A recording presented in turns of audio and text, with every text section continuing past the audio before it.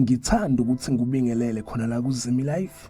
Namhlanje nguphatheleke eze My Brother's Keeper. Before nje ngihlaleke endabeni, ngicela ke mbukeli ungakhohlwa ukuthi ke ulike and usubscribe.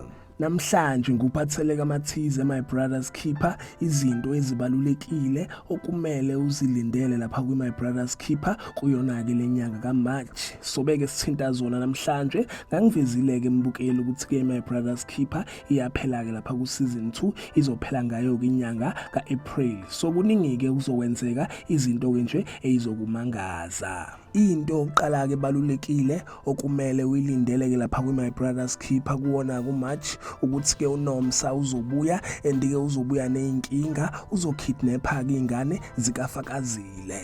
Kuzoshuba ke njengoba ke ingane izobe ikidnapiwe, baphinde baveza ke la ukuthi ke uma wakhe uNomsa uzoblame kumndeni wakwaShabalala for yonke ke lento eyenziwe nguyena uNomsa ukuthi ke kidnap ingane zakhe kuFakazile. Ngidlule ngilapha kwindaba ke thinta uMamchunu, uMshengu naye kunqubeko. Kusazoshuba ke lapha kwifamily kaShabalala, kuzoshuba ngani na? Bengivezile ke mbukeli before ukuthi ke uMamchunu uzodlisa ke lapha unqubeko uPoison. And la inkinga izoqala khona ke lapha koMshengu, izinto ke izoba worse. Yena kunqubeko uzoba nenhlahla ukuthi ke uzosinda kuona kuPoison. And ke unqubeko uzothola ukuthi ke uMamchunu lo obezama ukumbulala. And kuzoba nzima ke for yena kunqubeko ukuthi ke mxolele yena kuMamchunu. Babeke sebeveza la ukuthi ke unqubeko benoma wakhe uDorin bazobeke sebehlela into embi for yena kuMamchunu.